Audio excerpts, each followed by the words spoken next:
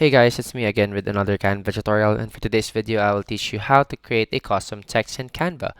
So first we just press on create, then whichever file you want. For me, maybe a YouTube thumbnail, a document, or whatsoever.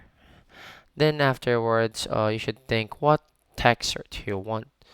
So once we are here, we just go here to text and add a heading. So let's say Canva, and you can put your custom text here, your display, then just click any text you want that will customize this text,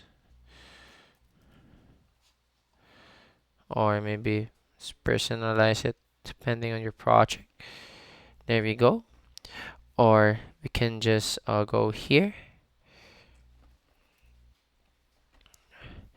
then go to font combinations. Here we can see some customized fonts here, so we can just press this. So Canva,